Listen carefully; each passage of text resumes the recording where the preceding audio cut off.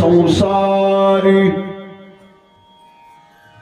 दयावंत जे अंतरी येथे उपकारासाठी आले घर जा वैकुंठे लटिके वचना नाही देही उदासीन येथे उपकारासाठी आले घर जा वैकुंठी मधुरा वाणी ओटी तुका म्हणे वाव पोटी येथे उपकारासाठी आले घर जा वैकुंठी पांडुरंगा करू प्रथम नमन पांडुरंगा करू प्रथम नमन दुसरे चरण दर्शनिया दुसरे चरण दर्शनिया दुसरे चरण दर्शनिया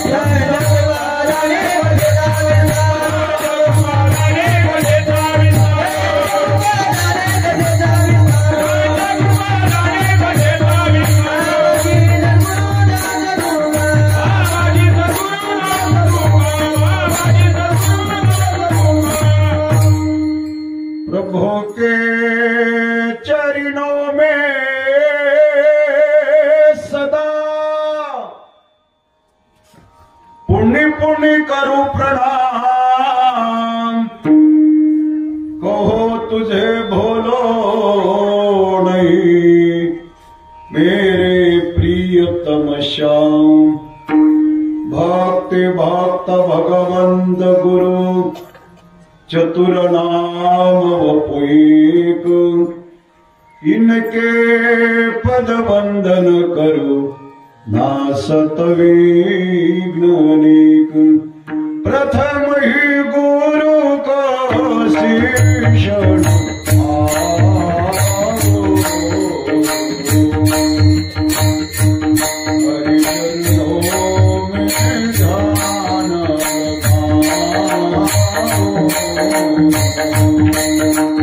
मंगल भवन अमंगल प्रभु दशरथ आज जय जय जय हनुमान करो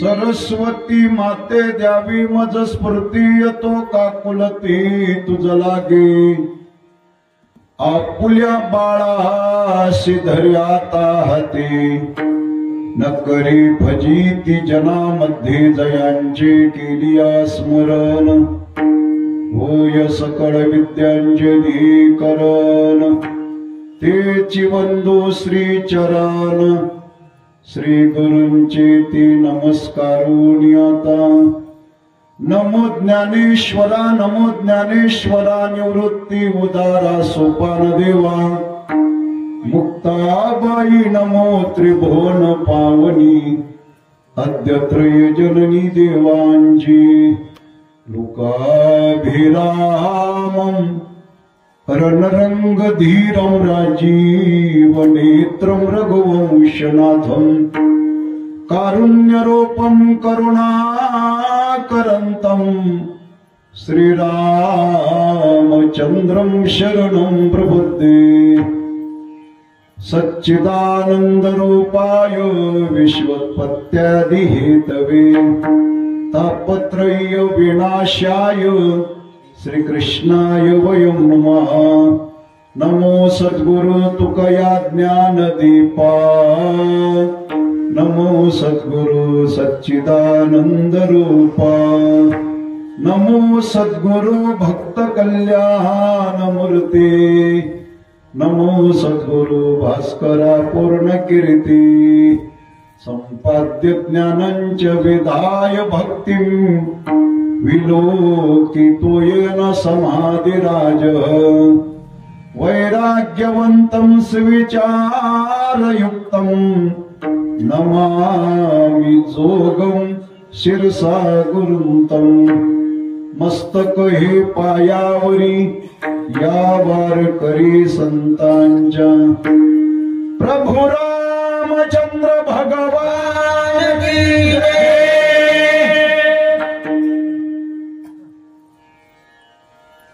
धन्य ते संसारी दयावंत जे अंतरी, येथे उपकारासाठी आले घरजा वैकुंठी। प्रस्तुत भगवत चरणारविंदी सेवा समर्पित करण्याकरता जमलेल्या भक्त भाविक व भक्तिमती मातांच्या समोर कीर्तनरूपी सेवेकरता निवडलेला अभंग श्रीमंत संत जगद्गुरु श्री तुकोबाराय यांचा हा चारचरणाचा सर्वांच्या पाठाचा परिचयाचा गुण उत्कृष्ट असा अभंग मी सेवेकरता निवडला। विठाला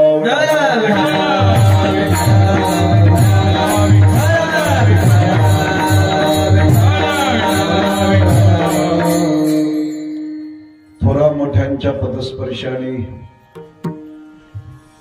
पुण्यत आणि पावन झालेल्या पुण्यवान पवित्र अशा बाबरी नगरीमध्ये मर्यादा पुरुषोत्तम भगवान प्रभू रामचंद्र यांच्या पवित्र अशा दरबारात भगवंताच्या कृपेने संतांच्या आशीर्वादाने ग्रामस्थ मंडळींच्या बहुमोल सहकार्याने भजनी मंडळ व सप्ताह समितीची सर्व कार्यकर्ते आमच्या आदरणीय हरिभक्तीपरायण रवी बाबा आणि त्यांचे सर्व सहकारी मंडळी यांच्या अथक प्रयत्नांनी चालत असलेला हा वार्षिक नियमाप्रमाणे मर्यादा पुरुषोत्तम भगवान प्रभू रामचंद्र यांच्या जन्म उत्सवाच्या निमित्ताने अखंड हरिनाम कीर्तन सप्ताह तथा गजर कीर्तनाचा सोहळा आनंदाचा आणि या सोहळ्यातील आजच्या या चौथ्या दिवसाची कीर्तनाची सेवा माझ्या वाटेला आली।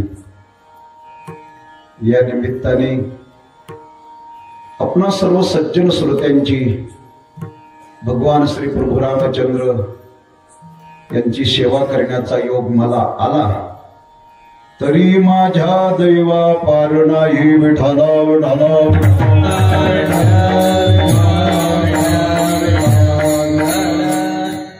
या कार्यक्रमाकरता गावातून आणि पंचक्रोशीतून भाविक मंडळी बहुसंख्येने उपस्थित आहेत।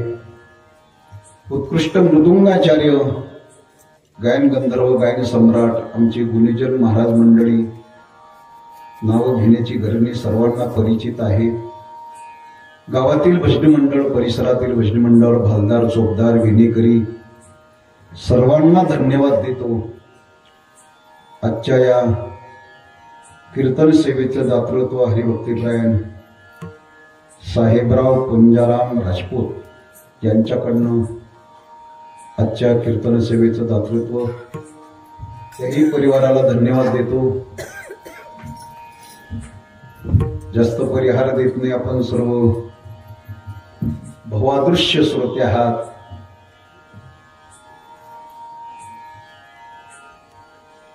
अभंग अतिशय गोड आहे, सर्वांच्या पाठाचा आहे, परिचयाचा आहे। पुनश्च सर्व ग्रामस्थांना आणि कार्यकर्त्यांना मनापासून धन्यवाद देतो। विठाला विठाला अभंग अतिशय गोड आहे, लक्षपूर्वक ऐका. धन्य ते संसारी दयावंत जे अंतरी, येथे उपकारासाठी आले घरजा वैकुंठी. आजच्या या अभंगाच्या द्वारे जगद्गुरु श्री तुकोबाराय ग्रस्ताश्रमी लोकांना धन्यता देत आहेत. धन्य ते संसारी. मायबाप हो, या महाराष्ट्राचं फार मोठं परम भाग्य आहे. या महाराष्ट्रामध्ये संत, वारकरी पंथ, ज्ञानेश्वरी ग्रंथ आणि म्हणूनच महाराष्ट्र शांत. महाराष्ट्र भूमी संतांची. ही भूमी संतांची. अशी एक जात नाही की त्या जातीमध्ये संत जन्माला आले नाही. कबीर मोमीन मुसलमान, कबीर मोमीन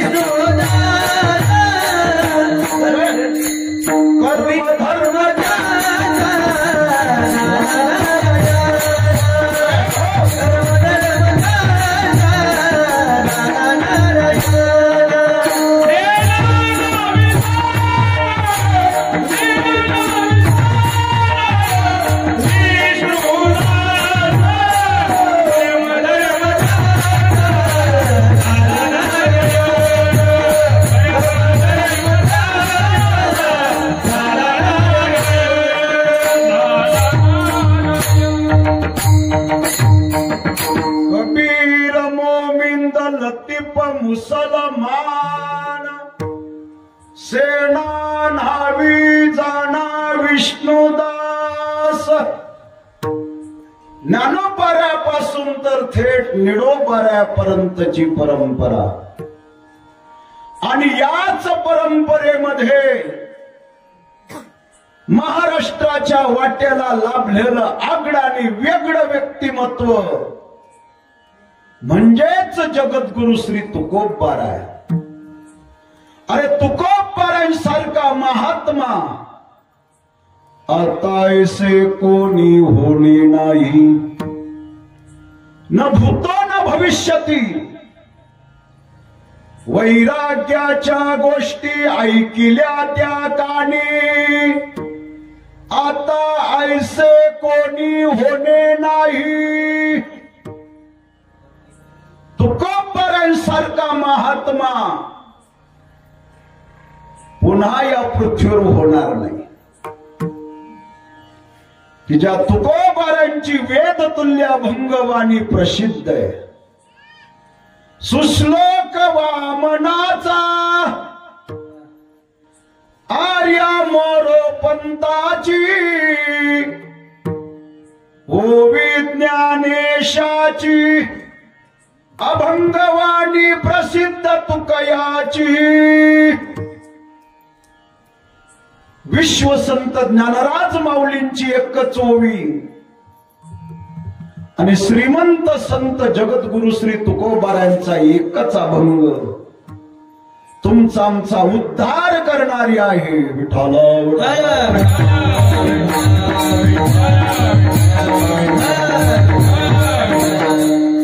महाराजांच्या गाथ्यामध्ये 4145 अभंग आहे.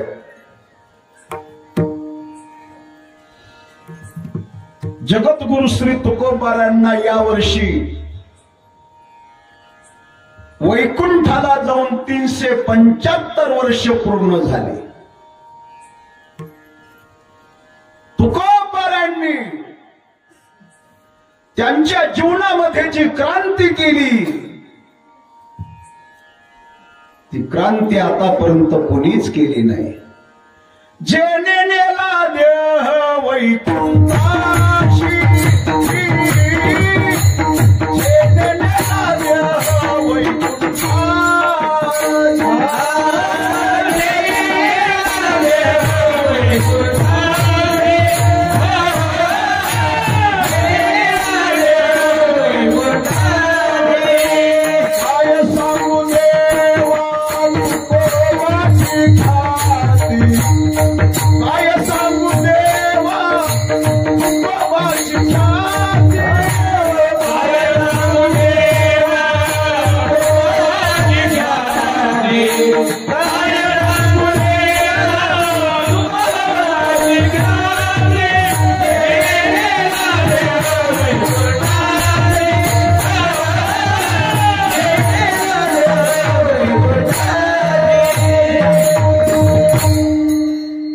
जेने नेला देह वैकुंठासी. आणि त्या तुकोबारांना 375 वर्ष पूर्ण झाले 16 मार्चला. आणि महाराजांच्या गाथ्यातील गोड असा अभंग आहे. आजच्या अभंगाच्या द्वारे जगद्गुरु श्री तुकोबाराय ग्रस्ताश्रमी लोकांना धन्यता देत आहेत. धन्यते संसारी. माई बापू, शास्त्रामध्ये 4 प्रकारचे आश्रम सांगितले. पहिला ब्रह्मचारी आश्रम, दुसरा ग्रस्ताश्रम, तिसरा वानप्रस्थ आणि चौथा आहे संन्यासाश्रम. शास्त्राने या 4ही आश्रमाचे 4 टप्पे पाडलेले आहेत. 1 ते 25 वर्षापर्यंत माणसाने ब्रह्मचारी राहावं.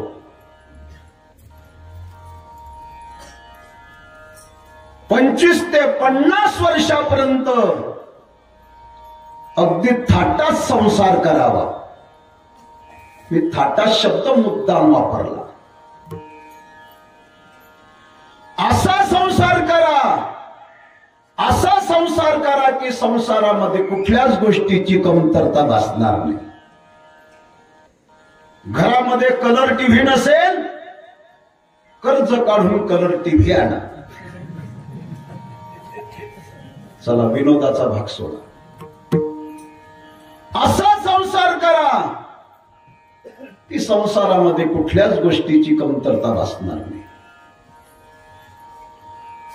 50 ते 75 वर्षाच्या कालावधीत पती पत्नीने संसारामध्ये राहायचं आहे. संसाराची आसक्ती धरायची नाही. संयोगात वियोग. पती पत्नीने संसारामध्ये राहायचं कसं राहावं. सत्यवादी करी संसाराचा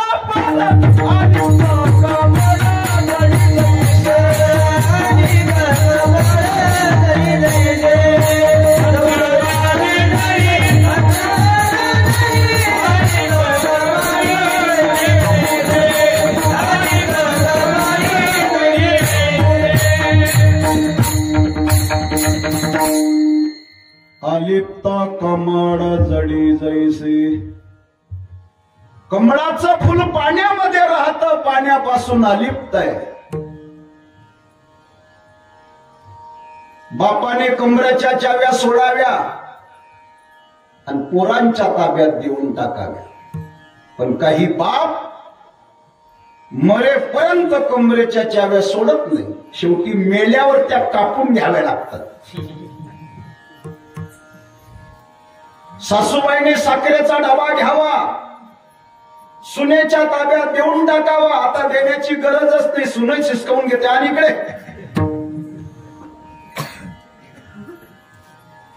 संसारामध्ये राहायचं आहे, परंतु संसाराची आसक्ती धरायची नाही. कसं राहावं? पक्षी अंगणी उतारा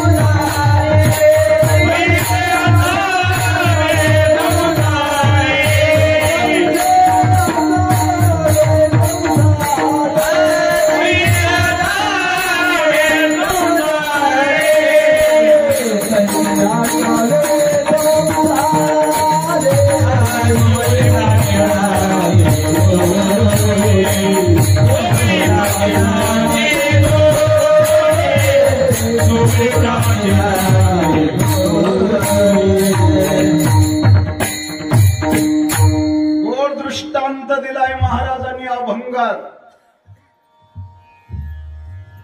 वस्ती कर वस्ती आला, प्रातकाळी उठून गेला, तैसे असावे संसारी. एक ग्रस्त बोरकुंड चौफुलीवरून पायी प्रवासाला निघाला. चालत चालत तो तुमच्या गावाला आला. रात्र झाली. गावाच्या बाहेर धर्मशाळा होती. गावामध्ये ओळख नाही, परिचय नाही, कोणी नातेवाईक नाही. त्याने खांद्यावरची पडशी उतरवली, धर्मशाळेच्या ओटावर अंथरली. रात्री तो झोपला आणि सकाळ होताच निघून गेला. त्याला तुमच्या गावाविषयी, धर्मशाळेविषयी आसक्ती राहिली नाही. कीर्तनकार 8:30चा टाइम, 7:30 वाजता आला. जेवण केलं, 8:30 ते 10:30 कीर्तन केलं, पाकिट घेतलं, निघून गेला. त्याला तुमच्या गावाविषयी आसक्ती राहिली. तुम्ही दारवा प्या का बिड्या ओढा, त्याला काही घेणं देणं, फक्त पाकिटाशी मतलब. तो निघून गेला. तैसे असावे संसारी.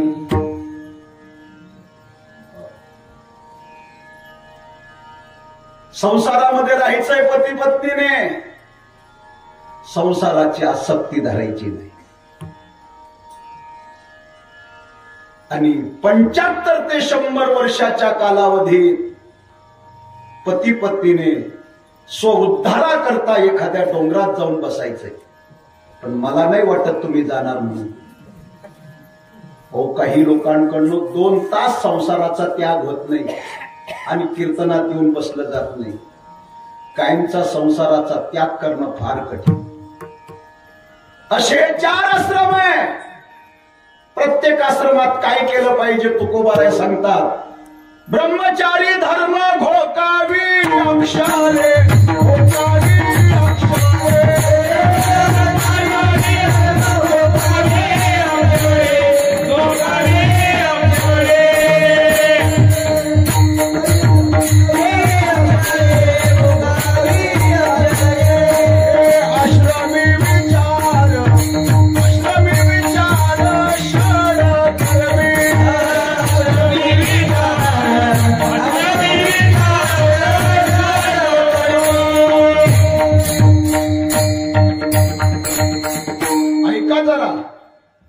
वानप्रस्थी तरी संयोग वियोग, संन्यास तो त्याग संकल्पाचा. सुभाषितकार देखील ते सांगतात. प्रथमे नार्जितम विद्या. एक लक्ष द्या तुम्ही. हो, चालूच राहील, येणार जाणार. जरा लक्ष करून कीर्तन आहे का? प्रथमेनार्जितं विद्या, द्वितीयेनार्जितं धनम, तृतीयेनार्जितं पुण्यम, चतुर्थम किम करिष्यति. 1 ते 25 वर्षापर्यंत विद्या संपादन करावी. 25 ते 50 वर्षापर्यंत संसाराला लागणारा पैसा कमवावा.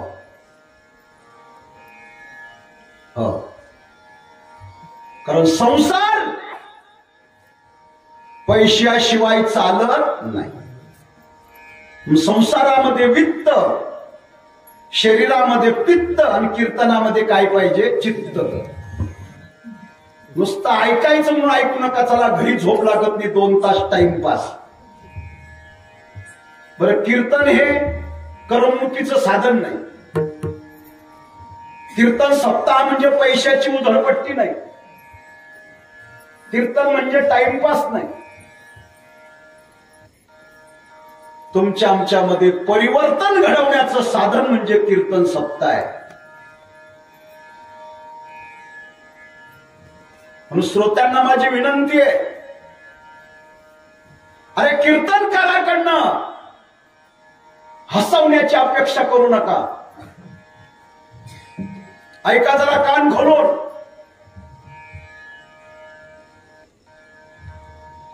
कीर्तनकाराकडनं हसवण्याची अपेक्षा करू नका. कीर्तनकाराकडनं ज्ञानाची अपेक्षा करा. कीर्तनकाराकडनं संत वाङ्मयाच्या अभ्यासाची अपेक्षा करा. पण आज कीर्तनाचा बाजार होत चाललाय. बाजार. बस, जो कीर्तनकार हसवेल तो महाराज मोठा. काही गावांना आम्ही गेलो म्हणजे लोक पहिल्यांदा सांगता, महाराज असं कीर्तन होऊ द्या. असं म्हणजे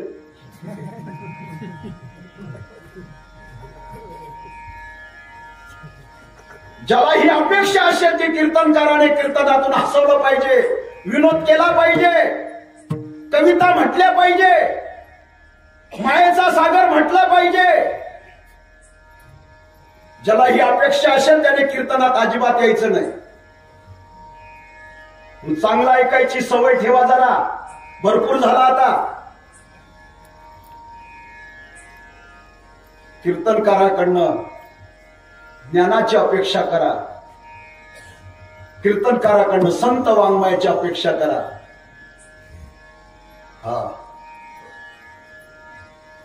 कीर्तन करमणुकीचं साधन नाही. कीर्तन म्हणजे विनोदाची शैली नाही. जर कीर्तनामध्ये तुम्हाला हास्य विनोद पाहिजे असेल तर तमाशा ठेवा. आज हे सांगणारे लोक राहिले नाही. समाज कठीण झालाय. समाजाला ज्ञान वेदांत अजिबात नकोय. फक्त महाराजांनी कीर्तनानं विरोध केला पाहिजे, हसवलं पाहिजे. आणि म्हणून माझी विनंती तुम्हाला, तुमचं गाव अतिशय पारमार्थिक गाव आहे. आताच 2 भागवत, एक शिवपुराण झालं, एक भागवत कथा झाली. आता लगेच 3रा सप्ताह आहे. 70-75% लोक माळकरी, वारकरी, एकादशी व्रतधारी, कथा कीर्तन ऐकणारे आहे. चांगलं कीर्तन ऐकायची सवय ठेवा. विठाला विठाला.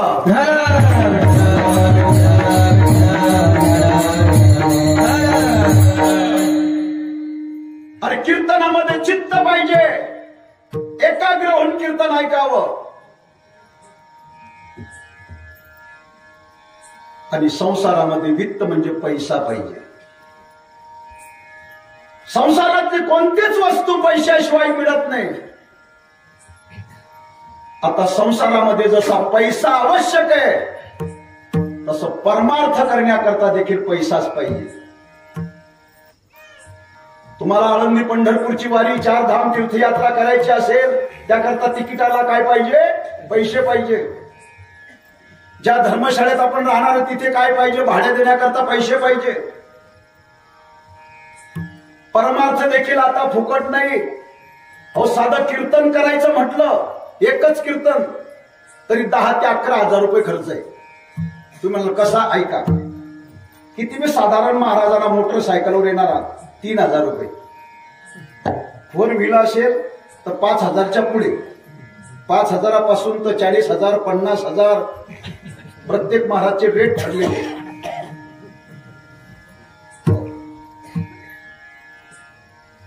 युट्यूबला पाहताय तुम्ही त्या महाराजांचे काय भाडे निघतायत.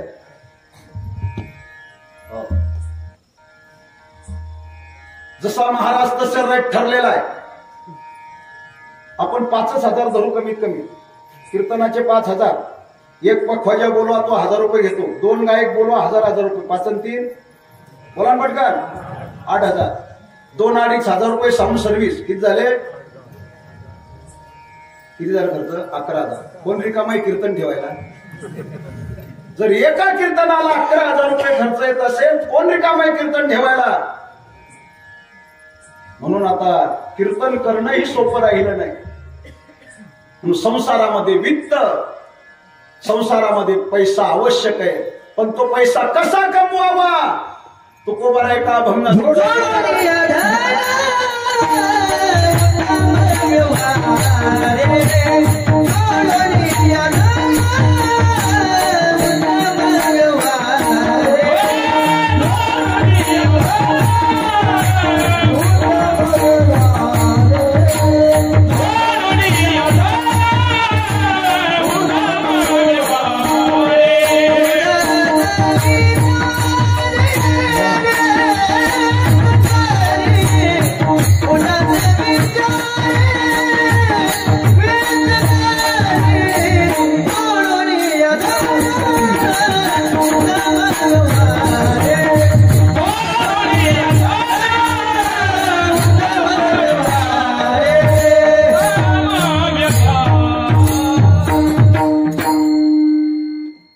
जोडोनिया धन उत्तम व्यवहारे, उदास विचारे वेच करी. संसारामध्ये पैसा कमवा, स्वकष्टाने पैसा कमवा. लांडी लबाडी करून भ्रष्टाचार करून पैसा कमवू नका. वाम मार्गाने अजिबात मिळवू नका. दिवसभर काबाड कष्ट करा, स्वकष्टाने पैसा कमवा आणि कमवलेला पैसा त्याचा 4था भाग सत्कार्यामध्ये खर्च करा. जोडोनिया धन उत्तम व्यवहारे, उदास विचारे वेच करी. संसारामध्ये पैसा 25 ते 50 वर्षापर्यंत संसाराला लागणारा पैसा कमवा. 50 ते 75 वर्षाच्या कालावधीत पुण्य संपादन करा. तृतीयेनार्जितम पुण्यम चतुर्थम किम करिष्यति. आणि 75 ते 100 वर्षाच्या कालावधीत हातामध्ये माळा घ्या आणि हरिहरी करत बसा. चौथी याची ठाई काहीच करणे नाही. असे हे 4 आश्रम आहे. या 4ही आश्रमामध्ये सर्वात श्रेष्ठ आश्रम आहे तो ब्रह्मचारी आश्रम. नंतर संन्यास आश्रम आणि त्या खालोखाल सर्वात श्रेष्ठ आहे ग्रस्त आश्रम. धन्यो ग्रस्त आश्रम. सर्वच संतांनी ग्रस्ताश्रम श्रेष्ठ सांगितलंय. कुठल्याही संतांनी सांगितलं नाही तुम्ही अंगाला राख लावा आणि डोंगरात जाऊन बसा म्हणून. सर्व संतांचं सांगणं सुखे करावा संसार नका तेजो रांडापुरी. आमचे माऊली ब्रह्मचारी असताना तेही सांगतात आसोनी संसारी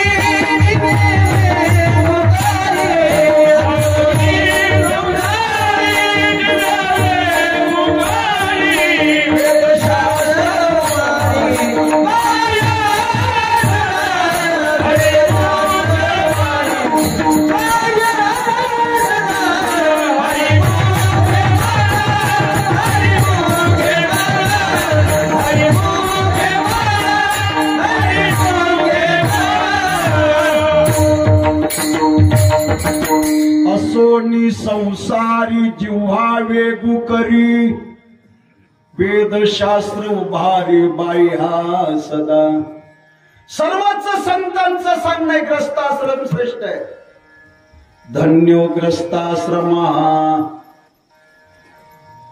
जगद्गुरु श्री तुकोबाराय आजच्या अभंगामध्ये ग्रस्ताश्रमी लोकांना धन्यता देत आहेत. पण कोणत्या लोकांना धन्यता देत आहेत? ज्यांच्या अंतःकरणामध्ये भूत प्राणी मात्राविषयी दया भाव आहे अशाच संसारिकांना तुकोबाराय धन्यता देता अभंगाच्या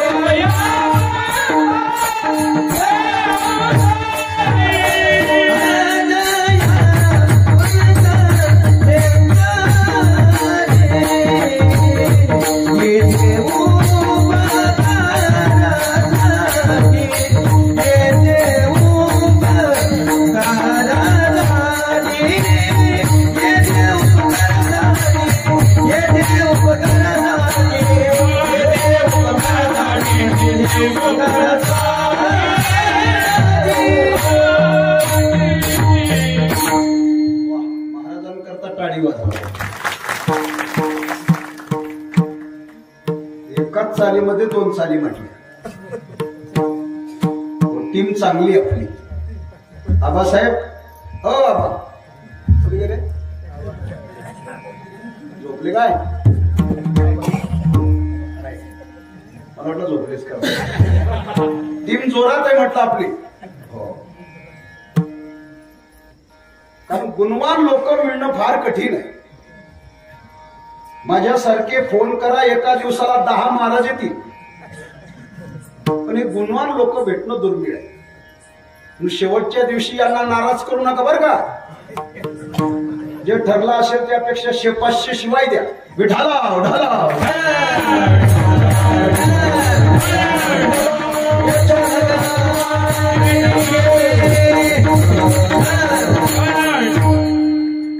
खूप तळमळ आहे आमच्या आबांच्या ठिकाणी. तारीख दिल्यापासून पोहोचेपर्यंत आतापर्यंत 5-50 फोन झाले असतील. बाबा कुठपर्यंत आले? या बरं वेळेवर. कुठपर्यंत आले? या बरं वेळेवर. खूप तळमळ आहे. कालचं कीर्तन झालं नाही, नाराज झाले ते. अवकाळी पाऊस आला टायमावर. एवढ्या मोठून महाराज बोलवले लांबून, पण कीर्तन झालं नाही, नाराज झाले. चालूच आहे आता ह्या गोष्टी, त्या काही आपल्या हातात नाही. त्यांना म्हटलं आज काही काळजी करू नका, आज काही पाऊस येणार नाही. विठाला ढाला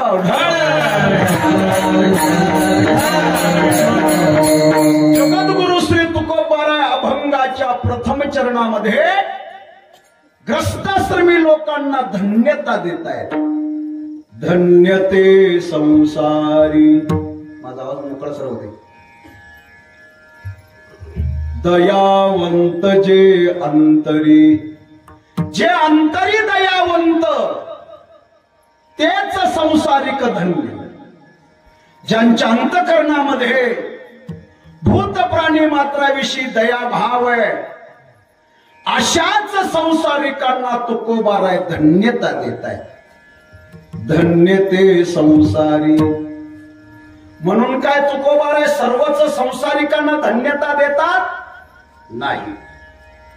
अरे काही संसारिक लोक त्यांच्याकडे जर आपण पाहू गेलो तर त्यांच्यामध्ये आणि पशु पक्ष्यांमध्ये काहीच फरक नाही. पशु काय पाप पुण्य जाणती, उत्तम मध्यम भोग भोगिती. त्याप्रमाणे काही लोक निव्वळ पशुवत जीवन जगत आहेत. त्यांच्या जीवनामध्ये देव नाही, धर्म नाही, आळंदी नाही, पंढरी नाही, एकादशी नाही, कीर्तन नाही, भजन नाही. अहो काही वारा पडू देत नाही. त्यांना जर म्हटलं का हो चला ना कीर्तनाला, राम मंदिरामध्ये सप्त्या चालू आहे, गोविंद महाराजांचं कीर्तन आहे, चला. ते म्हणतात तुम्ही व्हा पुढे, तुम्ही व्हा पुढे. ते त्यांना पुढे करतात आणि घरी जाऊन ते खाटल्यावर पालथे पडतात. अरे काही तर जसे जन्माला येतात ना तसे एक दिवस मरून जातात. त्याला खेड्यापाड्याच्या भाषेत म्हणतात जन्माला आला हेला आणि पाणी वाहून वाहून गेला. काही लोक निव्वळ या भूमीला भार आहे भार. आणखी बोलू, काही माणसं निव्वळ खाणेसुमारी बास.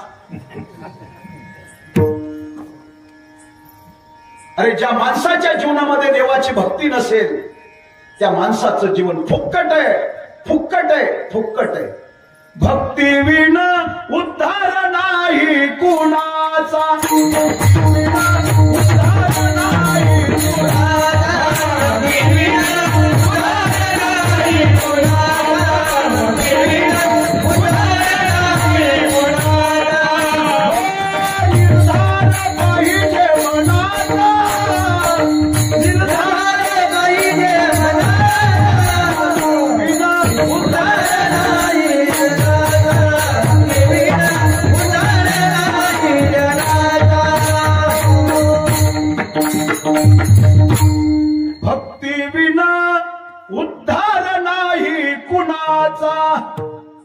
अरे भक्तिहीन माणसाचं जीवन फुक्कट आहे.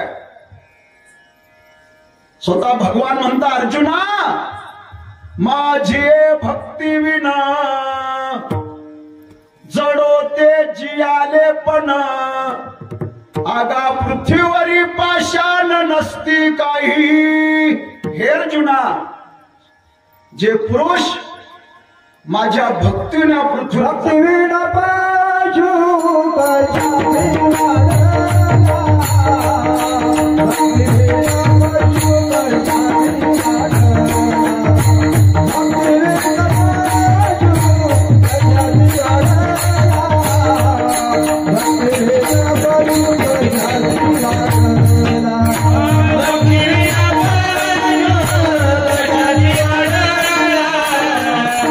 Hare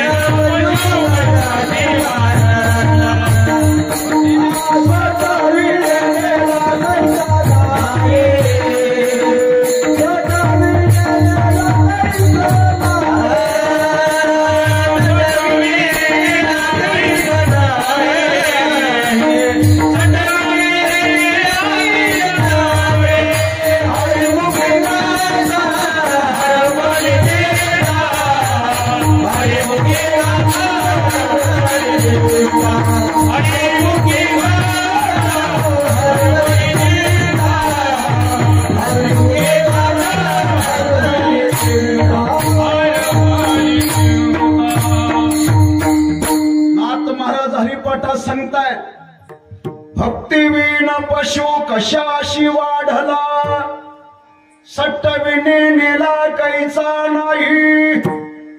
अरे भक्तीहीन लोकांचं जीवन फुकट आहे.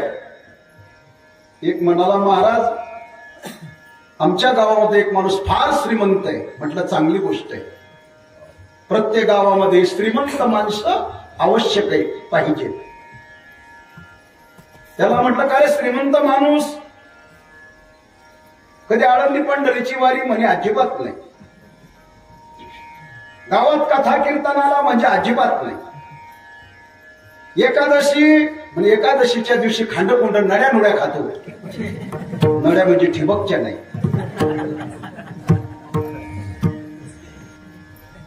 श्रीमंत माणूस कधी सप्ताहाला वर्गणी? म्हणे अजिबात नाही. श्रीमंत माणूस कधी आल्या गेलेल्याचे अश्रू पुसतो? म्हणे अजिबात नाही. आल्या गेलेल्याचा आदर? म्हणजे अजिबात नाही. म्हटलं एक काम कर, हा राखेलचा डबा घे, काळी पेटी घे आणि त्याच्या इस्टेटवर राखेल टाक आणि काळी लावून दे. काय थोरपण झाला,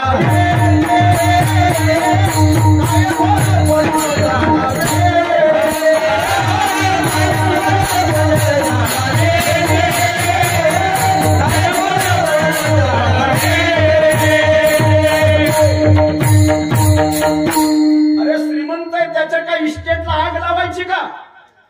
आगी लागो तया सुखा, जेने नये हरिमुखा.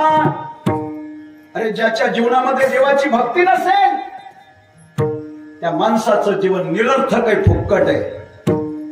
कुणाशा भक्तीहीन लोकांना तुकोबाराय धन्यता देत नाही. मग कुणाला धन्यता देत आहेत? दयावंत जे अंतरी, ज्यांच्या अंतकरणात दया भाव आहे. किती दया? दया द्राहिर निरंतरम, दया तिचे नाव, भूतांचे पालन अनेक निर्दळन कंटकाचे. भूत दया गाई, पशूंचे पालन, तान्हेल्या जीवन वना माझे. अंतकरणात दया भाव. किती दया? थोडस भारतीय महायुद्धातला प्रसंग डोळ्यासमोर घ्या. जो भारतीय महायुद्ध समाप्त झालेलं होतं, सारे कौरव मारले गेले होते. एकटा दुर्योधन मृत्यूशी झुंज देत होता. कारण भीमाची गदा त्याच्या मांडीवरती बसली होती. आणि रात्री 12 वाजता त्याच्या भेटी करता, त्याचं सांत्वन करण्याकरता अश्वत्थाम्या आलाय. दुर्योधनाने अश्वत्थाम्याला पाहिलं, ढसा ढसा रडायला सुरुवात केली. मनुष्य स्वतःच्या दुःखाने जेवढा दुःखी होत नाही, तेवढं त्याला दुसऱ्याचं सुख पाहून दुःख होत असतं. हा माणसाचा स्वभाव आहे. भाऊ मेल्याचं दुःख दुर्योधनाला होत, पण अधिक दुःख 5 पांडवांपैकी एकही मेला नाही याचं अधिक दुःख दुर्योधनाला होत. ढसा ढसा रडतोय. अश्वत्थाम्या म्हणतो, मित्रा रडू नको. ज्याने तुझ्या भावांना मारलं, ज्या भीमाने तुझ्या मांडीवरती गदा मारली, त्या भीमाचं शिर कापून तुझ्या समोर घेऊन येतो, तोच नावाचा अश्वत्थाम्या. मित्रा वाट पहा. निघाला तेवढ्या रात्री पांडवांच्या शिबिराकडे. रात्रीचे 12 वाजले होते.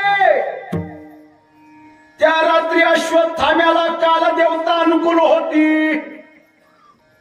ज्याला कालदेवता अनुकूल झाली तो कुणाकडनंच मारला जात नाही. देवाने विचार केला, आज अश्वत्थाम्याला कालदेवता अनुकूल आहे. प्रत्यक्ष मी जरी याच्या समोर गेलो तरी हा माझ्याकडनं मारला जाणार नाही. पर्याय एकच आहे, पांडवांचं रक्षण करणं बास. आणि भगवान अश्वत्थामा येण्याच्या अगोदर पांडवांच्या शिबिरात जाऊन पोहोचला.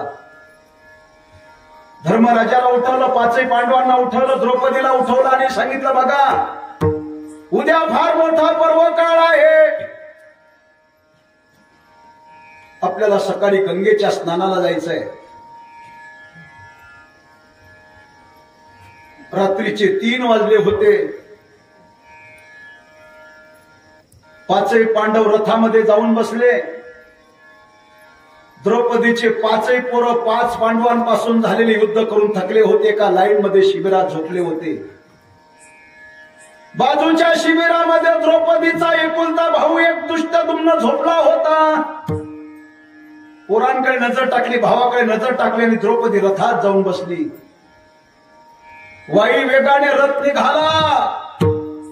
हा हा हा हा हा म्हणता म्हणता रथ गंगेवर पोहोचला. पहाटे 5 वाजता दुष्ट अश्वत्थाम्या पांडवांच्या शिबिरामध्ये येऊन पोहोचला.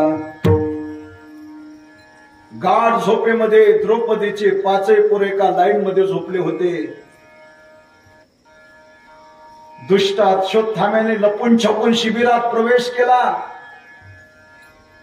एका लाईन मध्ये असलेले 5ही पोरांचे शिर त्याने धडापासून बाजूला केले. तिथून पळ काढला, बाजूच्या शिबिरात आलाय. दुष्टदुम्न ज्या शिबिरामध्ये झोपला होता, यानेच माझ्या बापाला मारलंय. त्याचं शिर धडापासून बाजूला केलं, तिथून पळ काढला. हा हा हा हा म्हणता म्हणता पांडव गंगेचं स्नान करून माघारी फिरले. रथ शिबिराकडे येते. रस्त्याने अपशकुन घडत आहे. वाई वेगाने रथ शिबिराच्या जवळ आला. द्रौपदीने रथाच्या खाली उडी टाकली. धावत धावत शिबिरात गेली. येऊन पाहते तर 5ही पोरांचे शिर धडापासून बाजूला पाहिले आणि द्रौपदीने पोरांच्या मानेवर मान टाकली, टाहो फोडला. बाळा, माझ्या बाळा, बाळा. शोक करते द्रौपदी. डोक्याचे केस तोडून फेकते, तोंड ठोकते.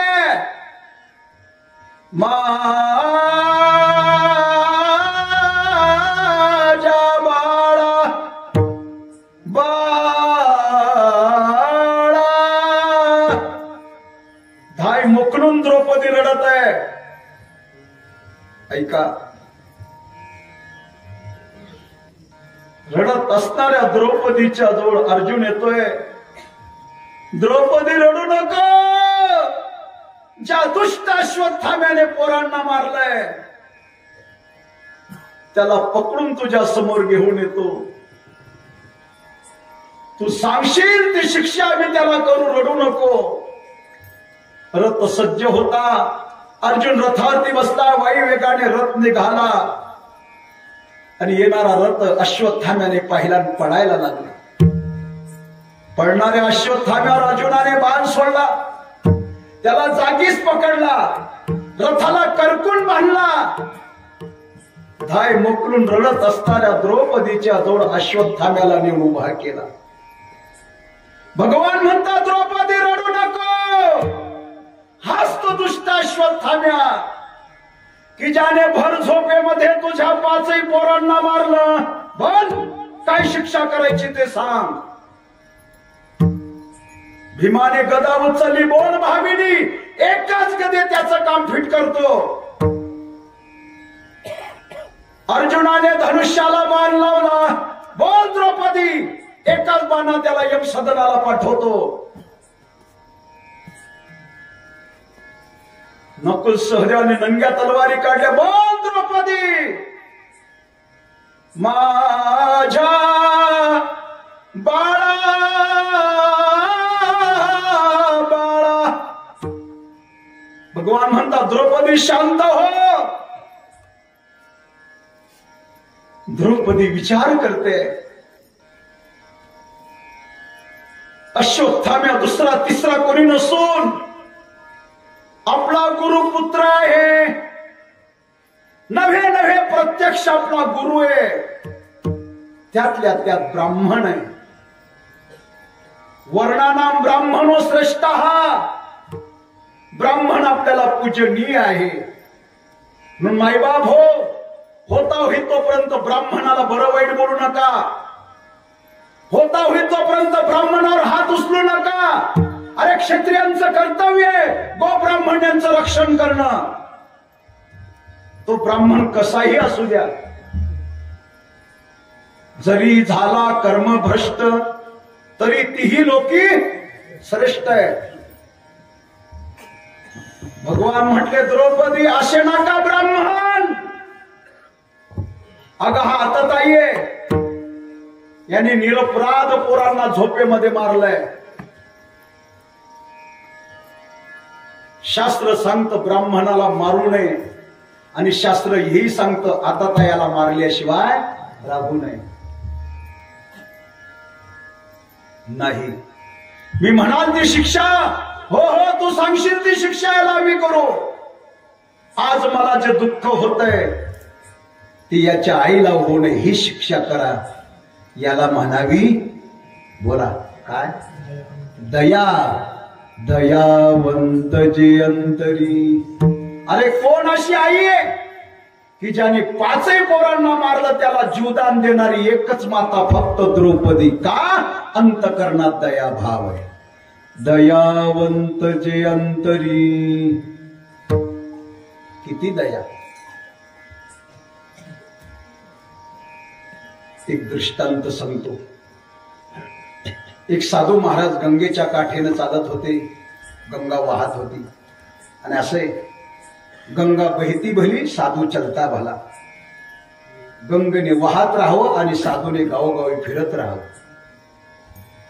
एका गावामध्ये साधूने महाराजाने जास्त दिवस वास्तव्य करू नये.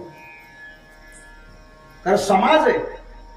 जो समाज सुरुवातीला महाराजांना साधूचा अवतार देवाचा अवतार म्हणून डोक्यावर घेतो तोच समाज काही दिवसांनी त्या महाराजाचे दोष पाहायला सुरुवात करतो. म्हणून महाराजांनी एका गावामध्ये जास्त दिवस राहू नये. काल्याचं कीर्तन झालं की पटकन निघून जावं. साधू चलता भला गंगा बहती भली. आणि त्या गंगेच्या पाण्यावर एक भला मोठा विंचू वाहत चालला होता. वाहत जाणाऱ्या विंचवाला साधूने पाहिला. अरे अरे बिचारा विंचू पाण्यावर वाहत चालला, मरणार. अंतकरणात दया भाव निर्माण झाला.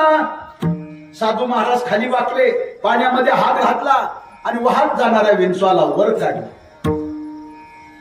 विंचू म्हटला वा वा वा वा काय या साधूचे उपकार. मी आता मेलो असतो पण या साधूने मला पाण्याच्या बाहेर काढलं, मला जीवदान दिलं. काय या साधूचे उपकार, काय या साधूचे उपकार. विंचू अशी काही वस्तू आहे का की रात्रभर खिशात ठेवाय म्हणून. शेवटी तो विंचूच ना.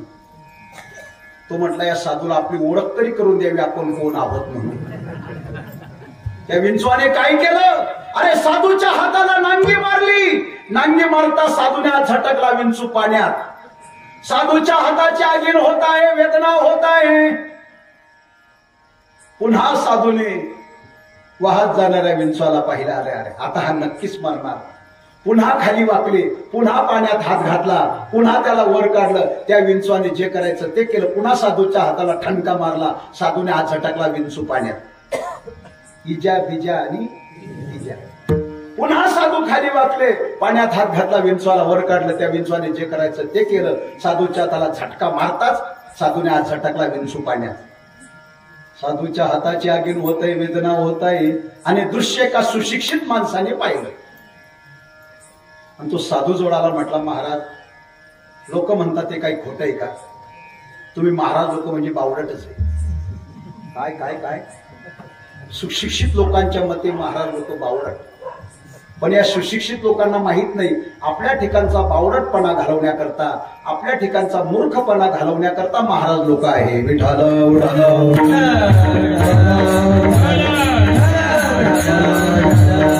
महाराज म्हटले काय बोलतोय, बरोबर आहे महाराज.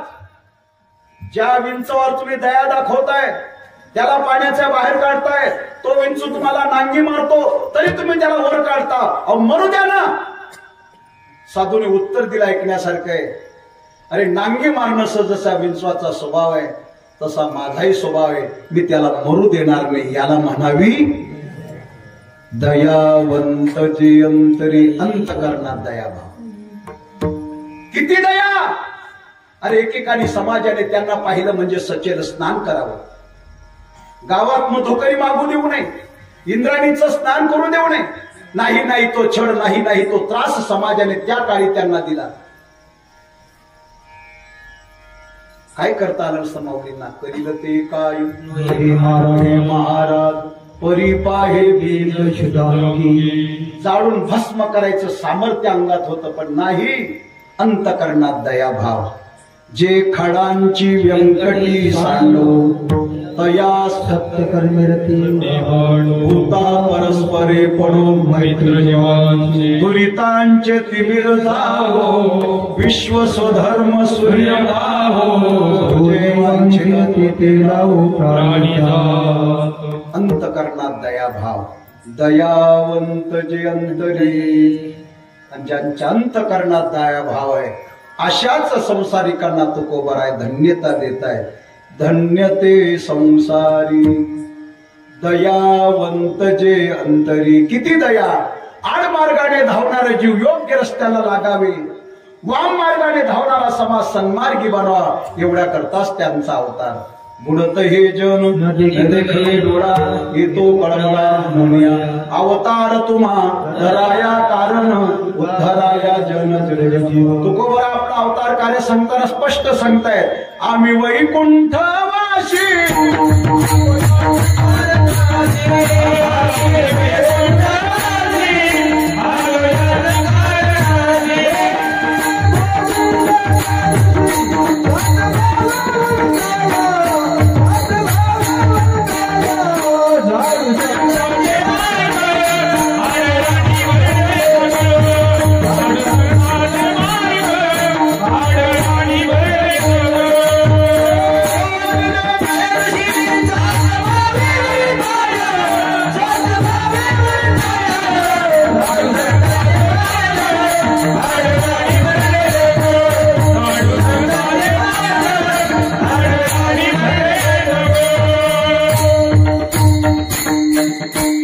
आम्ही वैकुंठवासी आलो याच कारणाशी. बोलिले जे ऋषी साच भावे वर्ताया, साच भावे वर्ताया. झाडू संताचे मार्ग आडराणी भरले जग. महाराज म्हणता आमचं घर वैकुंठ, परंतु वैकुंठाचा त्याग आम्ही करून मृत्यू लोकात आलो. कशा करता? अभंगाच्या दुसऱ्याच्या.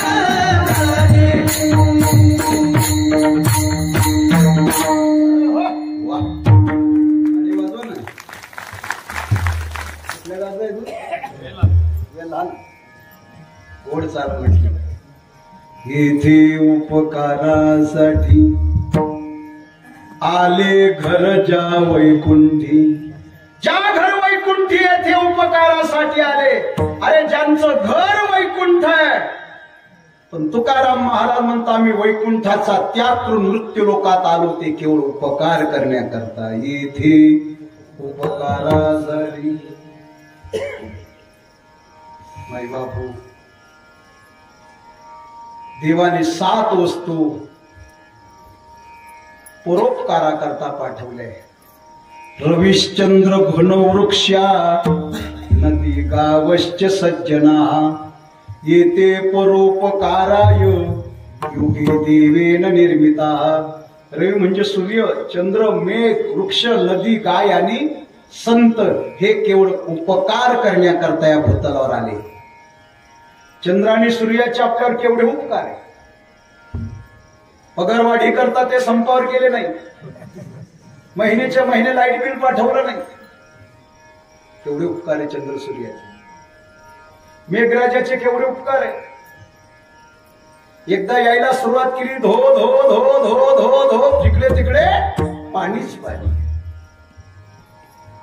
बरं तो मेघराजा असा विचार करतो का ही सुपीक जमीन आहे, ही खडकाळ जमीन आहे. नाही विचारित मेघ हागणदारी शेत. अरे तो आगन घडी पाहत नाही. केवढं परोपकाराचं कार्य. मेघ, वृक्ष, आंब्याच्या झाडाचे केवढे उपकार आपल्यावर. आंब्याच्या झाडाला तुम्ही पाणी घाला नका घाला तरी ते झाड तुम्हाला सावली आणि फळ देते. बरं दुसऱ्या दिवशी कुऱ्हाड घेऊन तोडायला जा तरी ते तुमचा विरोध करत नाही, तरी तुम्हाला सावली आणि फळ देत. जो खांडावया धाव घाली का लावणी जयाने केली, दोघा एकची सावली वृक्ष दे जैसा. केवढं परोपकाराचं कार्य.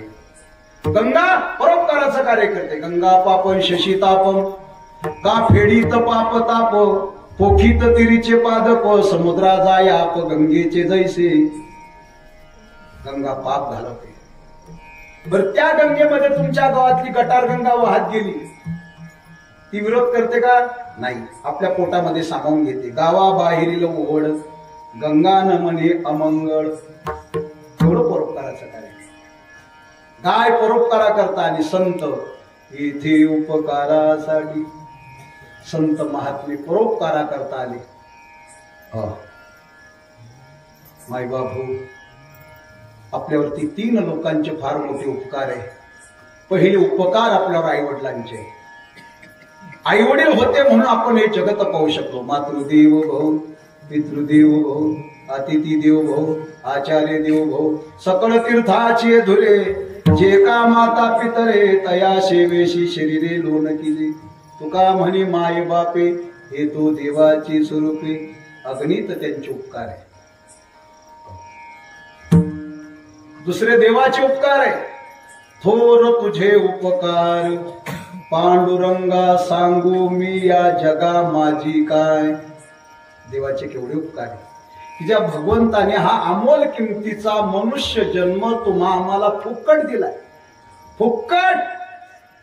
याच्या मोबदल्यात त्याने काहीच घेतलं नाही. जेने हा जीव दिला दान तयाचे करीन चिंतन. जगत जीवन नारायण गायन गुण तयाचे. अमोल किमतीचा मनुष्य जन्म त्याने तुम्हा आम्हाला फुकट दिलाय. देवाचे केवढे उपकार आहे सांगू. अरे तुम्ही आम्ही रात्री झोपल्यानंतर तो सकाळी सही सलामत तुम्हा आम्हाला उठवतो. केवढे त्याचे उपकार आहे. समजा आला आजारच रात्री त्याच्या मनात घेतली त्याने वर मीटिंग केला ठराव पास. धुळे जिल्ह्यामध्ये बाबरे म्हणून गाव आहे. रामनवमीचा सप्ताह सुरू आहे. 4था दिवस आहे. गोविंद महाराजांचं कीर्तन आहे. जेवढे आज कीर्तनाला हजर असतील तेवढ्यांना सकाळी उठवायचं. त्याला त्याने वर ठराव काढला. सकाळी सकाळी जी आर. घरी झोपलेल्यांचं काय होईल. राम बोलो भाई राम, राम बोलो भाई राम. पण त्या देवाचे केवढे उपकार आहे. कीर्तन ऐकणाऱ्यालाही सकाळी उठवतो, म्हणजे घरी टरार घोरत असतील त्यांनाही सकाळी उठवतो. विठाला विठाला विठाला. तिसरे उपकार आपल्यावर उपकार कोणाचे असतील तर संत महात्म्यांचे. काय सांगू आता संतांचे उपकार, येथे उपकारासाठी आले घर ज्या वैकुंठी. असे जे संत आहे त्यांच्या जीवनामध्ये मरणाचा प्रसंग आला तरी ते खोटं बोलत नाही आणि या देहाविषयी ते उदास असता. अभंगाच्या 3ऱ्या चरणात लटिके वाचना, लटिके वाचना, लटिके वाचना, लटिके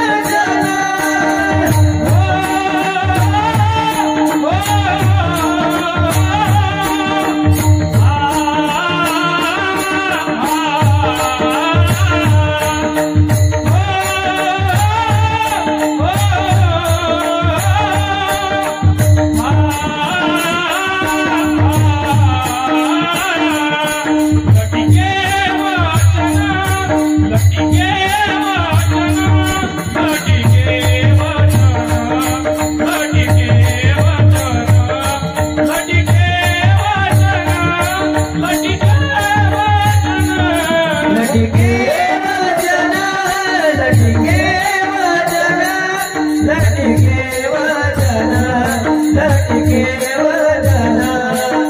लटिके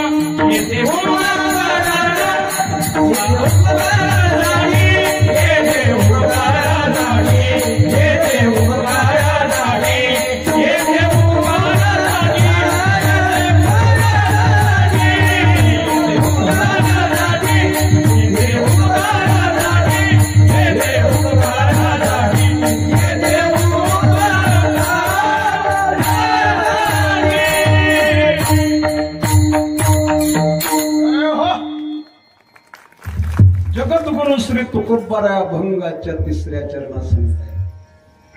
लटिके वचन नाही देही उदासीन. संत महात्मे त्यांच्या जीवनामध्ये मरणाचा प्रसंग आला तरी खोटं बोलत नाही. त्यांना माहिती एक शब्द जरी खोटं बोलला तर केवढं प्रायचित्त भोगावं लागतं. असत्याची वाणी तेथे पापाचीच खाणी. संत महात्मे कधीच खोटं बोलत नाही. धर्मराजा हा मूर्तिमंत धर्म होता. धर्मराजा उभ्या आयुष्यात कधीच खोटं बोलला नाही. पण एकदा देवाच्या आग्रहास तो खोटं बोलला. बरं, खोटं काही विशेष होतं का? नरोवा कुंजरवा अश्वत्थाम्या हाता हा नरोवा. अश्वत्थाम्या मेला हे खरंय, पण हत्ती होता का माणूस होता मला माहीत. परिणाम काय सांग? स्वर्गाला जाताना धर्मराजाचा डाव्या पायाचा अंगठा गळून पडला. वदविले मुखे नारायणे धर्मा, अंगुष्टा त्या कर्मासाठी गेला. एकच शब्द खोटं बोलला देवाच्या आग्रहास्तव. इमानदारी सांगा, पण दिवसभरात किती खरं किती खोटं बोलतो. अरे असे काही लबाड माणसं आहे ना, त्यांच्या दिवसभरातल्या 100 गोष्टीतून 99 गोष्टी खोट्या, एखादीच खरी. हो, एखादीच खरी. धर्मराजा एकच शब्द खोटं बोलला तरी डाव्या पायाचा अंगठा पडून पडला. आपलं काय काय गळून पडेल हे मात्र सांगता येणार नाही.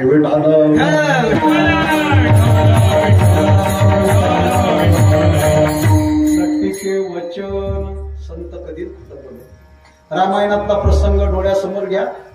ज्यावेळेला तो दुष्ट प्रवृत्तीचा राजा रावण साधूचा वेश परिधारण करून सीतामाईला पंचवटीतून चोरून घेऊन चालला.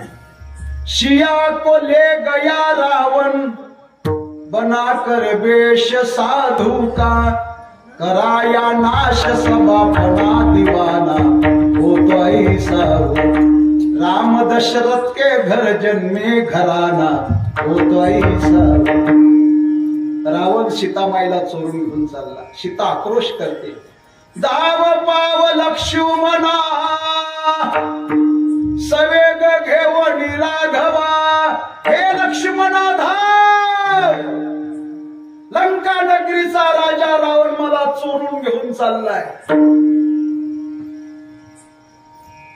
सीतेचा आकांत पाहून रावण दचकला,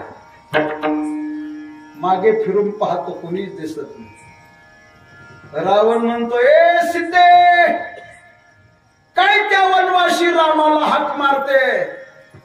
अगं सोड त्याचा छंद आणि या रावणाला वशव। बरं, मी तुला घेऊन जाणारा भलता सलता माणूस नाही, भंगरी भुंगरी अजिबात नाही। भंगरी भुंगरी रोड छाप घरांदार आहे। ऐक मी कोण आहे, मी तव ब्रह्म याचा नातू, कुबेराचा धाकटा बंधू, माझा वंश आहे शुद्धू, सोडी छंदू श्रीरामाचा। हे सीते, मी ब्रह्मदेवाचा नातू आहे, पौलस्त ऋषींचा मुलगा आहे, कुबेराचा लहान भाऊ आहे, जातीने ब्राह्मण आहे। ऐक माझा ऐश्वर्य, माझे देखलिया शोकवन, तुझे निवतील तन मन धन, धन्य म्हणशील दशानन, लंका भुवन देखलिया। हे सीते, माझी अशोक वाटिका आणि लंका नगरी जर तू डोळ्याने पाहिली ना, तुला त्या अयोध्येची आणि जनकपुरीची आठवणही होणार नाही। माझ्या 80,000 बायका तुझ्या दाशा म्हणून ठेवी, आणि माझी मुख्य पत्नी मंदोदरी तुझी अहोरात्री सेवा करेल, आणि मी तुला माझी पट्ट राणी करेल। सीतामाई हसली आणि म्हणायला लागली, रावणा, तुझ्यासारखा निर्लज्ज या त्रिभुवनामध्ये दुसरा कोणीच नाही। पंचवटीमध्ये आला तेव्हा मला काय म्हणत होता रे? माई भिक्षांदी, माई भिक्षांदी। पंचवटीत आला मला तेव्हा आई म्हणत होता, आणि आता पट्टराणी करू पाहतो, ऐका ओवी। भीक मागता म्हणशी जननी, आता करू पाहाशी मी जपतनी, तुझा ऐसा मातृगमनी, आन त्रिभुवनी असे ना। फार गोड होय भावार्थ रामायणात। रावणा, कमीत कमी तुझ्या वयाचा आणि माझ्या वयाचा विचार कर। ऐक आमचं वय किती आहे। वना निघता श्रीरामचंद्रा, 27 वर्ष त्या उसरा, माझे वय वर्ष 18, वशिष्ठ द्वारा ऐकिले। अरे ज्यावेळेस आम्ही वनवासाच्या वाटेला लागलो त्यावेळेला माझ्या प्रभूचं वय 27 वर्षाचं होतं आणि माझा अवघा 18 वर्षाचं वय होतं। दोघांमध्ये किती अंतर आहे? करा ना वजाबाकी, 9 वर्षाचं। शास्त्रदृष्ट्या पती पत्नीमध्ये कमीत कमी 9 वर्षाचा अंतर असावं। आता अंतर कसलं, दोघं बरोबरीचेच। हो झालं वर्ष 6 महिन्याचा फरक हो। एका ठिकाणी तर वेगळंच पाहायला भेटलं, नवरी मोठी आणि नवरदेव धाकला। माझे वय वर्ष 18, वशिष्ठ द्वारा ऐकिले। रावणा, तुझं वय किती सांगू तुला, तर वयाची मर्यादाच नाही। तू तर बहुकाळाचा म्हातारा। अरे तू थेरडा झाला, थेरडा। तू माझ्या आजाच्या आजाच्या आजाच्या आजाच्या आजाच्या आजाच्या आजाच्या आजाच्या आजाच्या आजाच्या आजाच्या आजा सोबतो। इथून तुम्ही डोलीपर्यंत का लांबवता? तू तो बहुकाळाचा म्हातारा, विषय शेवणी आली शेजरा, माझ्या अभिलाष दाला निशाचला कामर्षी जड तुझे महिमान धिक्कार असो तुझ्या ऐश्वर्याला. शेवटी सीतामाईच्या मदतीला जटायू धावून आला. जटाईनं रावणाला पकडला, अशी लगवली कान फट्ट्यात. एकच बसताच रावण उलथान पालथान. रावण म्हणे बापरे बाप, आता आपला बाप निघाला. जटाईच्या सामर्थ्यापुढे रावण हतबल झाला. जटाईने विचार केला, आता याच्या सामर्थ्यापुढे आपण टिकणार नाही, हा आपल्याला मारल्याशिवाय राहणार नाही. धड लंका बी नाही, धड सीता बी नाही. मग याला कपटाने मारू म्हटले. ए थांब जटाई, तू राम भक्त म्हणे. राम भक्त? अरे राम भक्त कधीच खोटं बोलत म्हणे. अजिबात नाही. फार झालं तर माळकरी खोटं बोलतील. काय काय काय काय माळकरी खोटं बोलतील, पण राम भक्त खोटं बोलत. तुला रामाची शपथ आहे, तुझं मरण कशात आहे सांग. जटायू पशु खरा, खरं बोलला, माझं मरण माझ्या दोन्ही पंखामध्ये. पण जटाई म्हटला, ओ रावणा, तुझं मरण कशात आहे सांगतो रे. आता रावण जाणून बुजून लबाड खोटं बोलला, माझं मरण माझ्या डाव्या पायाच्या अंगठ्यात. जटायूने झडप मारली, त्याच्या पायावर अंगठाच तोडला. आणि जसा जटायू खाली आला तसा रावणाने त्याचे पंख धरले, छाटून टाकले. माझा दृष्टांत संपला. जटायू रक्ताच्या थारोड्यात पडला. त्याने मरण पत्करलं, पण खोटं बोलला नाही. लटिके वचन नाही देही उदासीन. संत महात्म्या देहाविषयी उदास असतात. त्यांना माहिती आहे देह नासकाय कुसकाय जाणार आहे. नाशिवंत देह जाणार सकळ. आयुष्य खातो काळ सावधान. देह जाईल जाईल याशी काढोबा खाईल. संत महात्मे या देहाविषयी उदास असतात. किती उदास असतात. भक्ताईसे जाना जे देही उदास. गेल्या आशा पाश निवार. तरी जो या देहावरी उदासाईशी परी. उखिता जैसा बिढारी बैसविलाई. कबीर महाराज रस्त्याने चालले होते. गड्यात विना हाता चिपड्या भजन करत चालले. मागवून एक कुत्रा धावत आला आणि त्याने कबीर महाराजांच्या पायाच्या डाव्या पायाच्या पोटरीचा लसकास तोडला. पायातनं रक्त व्हायला लागलं तरी महाराज चालले भजन करत. लोक म्हटले, ओ महाराज थांबा, अहो तुम्हाला कुत्र्याने चावलंय, पायातनं रक्त वाहत आहे, थांबा जरा. कबीर महाराज होते ते का गोविंद महाराज होते? कबीर महाराज म्हटले, कुत्ता जाण्यावर चमडा जाणे. कुत्ता जाण्यावर चमडा जाणे. आपण अगरबत्तीचा चटका सहन होत नाही.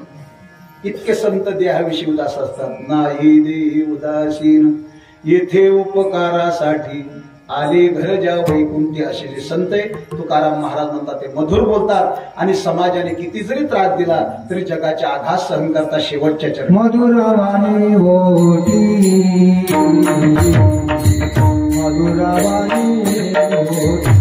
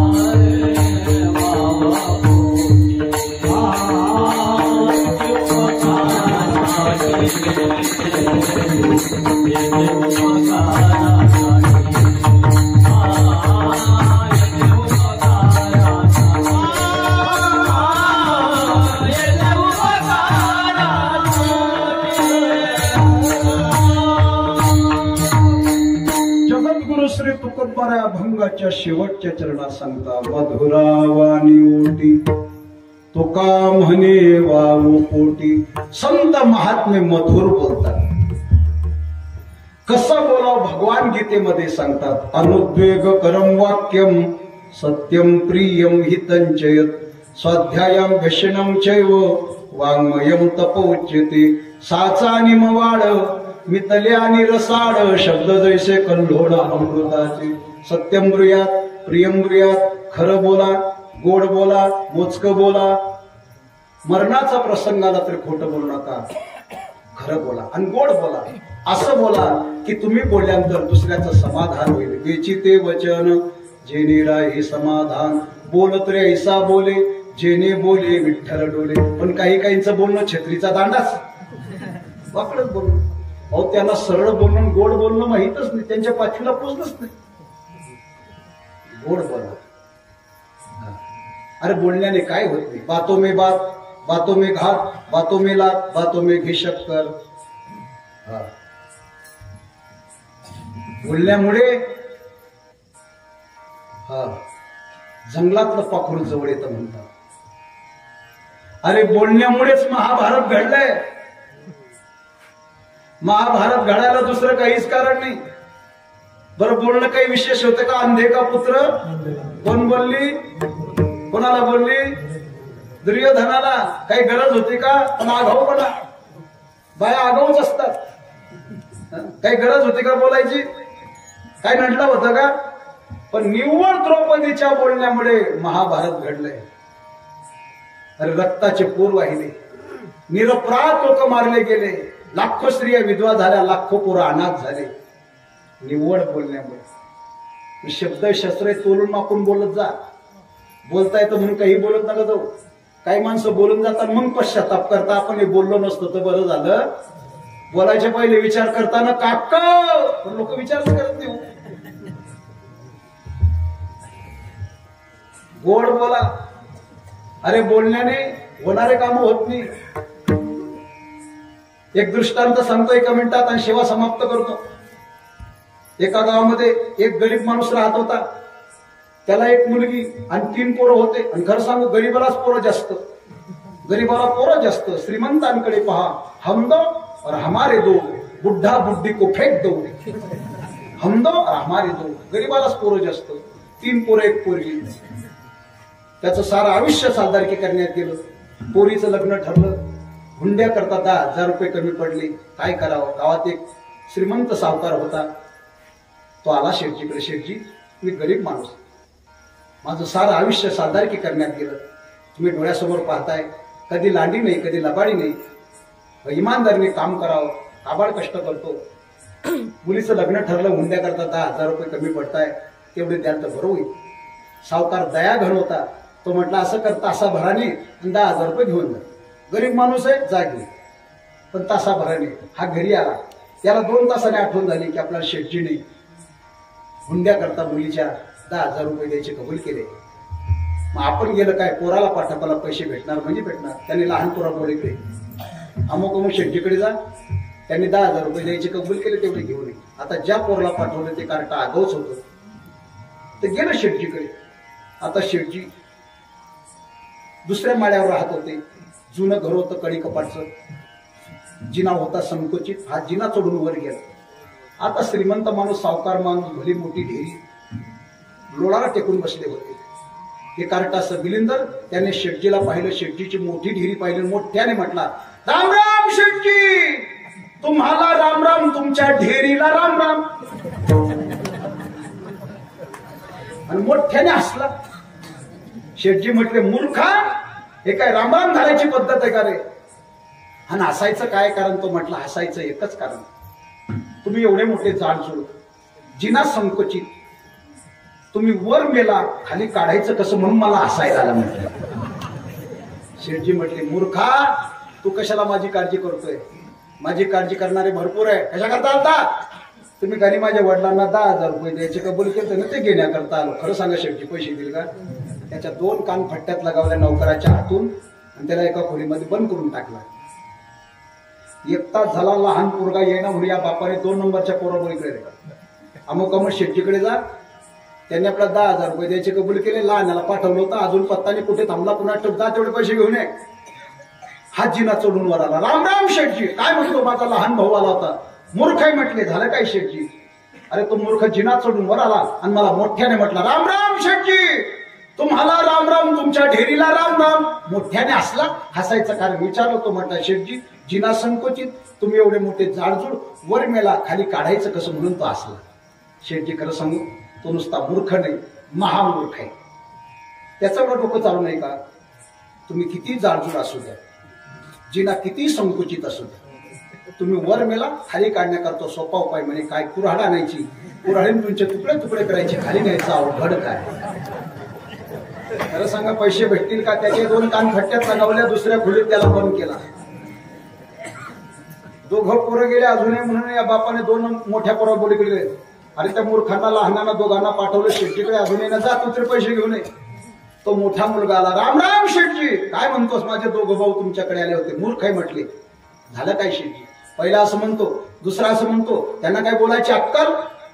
शेठजी माफ करा, ते नुसते मूर्ख नाही, 7 मूर्ख आहे. त्या मूर्खांचं एवढं डोकं चालू नाही. जिना किती संकुचित असू द्या, तुम्ही किती जाडजूड असू द्या, वर मला खाली काढायची गरज नाही म्हटले. मग तुमचे तुकडे तुकडे करायची गरज नाही म्हटले. मग सोपा उपाय, खालूनच बिल्डिंगवर राखेल टाकायचं, काडी लावायचं, झालं. खरं सांगा, पैसे भेटतील का? त्याचे 2 कान खड्ड्यात लगावल्या. तिसऱ्या खोलीत त्याला बंद केला. 3 मुलं गेले अजून येण्या, म्हणून या बापाने स्वतःच तो आला. राम राम शेठजी, या महामूर्खांचे बाप, या या या. काय झालं शेठजी? मूर्ख माणसा, पोरांना काही बोलायचं शिकवलं, नुसते पैदा करायची हौस केली का? मूर्ख आहे म्हटले. पहिला असं म्हणतो, दुसरा असं म्हणतो, तिसरा असं म्हणतो. शेठजी माफ करा. काय माफ करा मूर्ख माणसा? पोरं माझे नाही, तुझे नाही, मग आहे कोणाचे? कीर्तनात सांगत नाही. माझा दृष्टांत संपला. गोड बोलले असतं तर पैसे भेटले असतं. असं बोला, जे निराही समाधान, आणि मोजकं बोला. काय माणसं इतकं बोलतं, इतकं बोलतं, इतकं बोलतं, समोरच्याची वाढपी होती ती बोलायची. त्यांना शेवटी म्हणतं का हो, कमी बोलायचं, काय घ्या? माऊली त्याला वाचाड म्हणा. अनंत वाचाड वरडती वरड त्या कैचा दयाळ पाव्य हरी. हा, मोजकं बोला. लोकांनी म्हणावं, महाराज वा वा, तुम्ही बोलत राहो, आम्ही ऐकत राहो.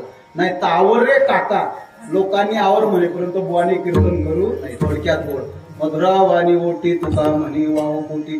समाजाने किती जरी त्रास दिला तर जगाचे आघात सहन करतात, तेच खरे साधू. तुका म्हणे तोची संत, सोशी जगाचे आघात. परमार्थ करणाऱ्या माणसाने, हो, समाज कार्य करणाऱ्या माणसाने लोकांकडे लक्ष देऊ नये. हत्ती चलते अपने गतो मी, कुत्ते भुकते भुकतो.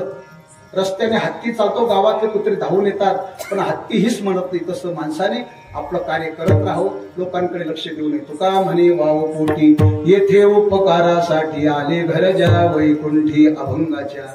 4ही चरणांचा विस्तार पूर्व अभंगाला मर्यादित वेळ संपली. या सर्व अभंगाचं एकच तात्पर्य, गळ्यात पवित्र तुळशीची माळा घाला, माळा घाला, माळा घाला, माळा घाला, परंतु मरायच्या अगोदर घाला. काय काय काय काय? मरता मरता का होईना माळ घातल्याशिवाय मरू नका. कंठी मिरवा तुळशी, व्रत करा एकादशी, विठोबा रखुमा.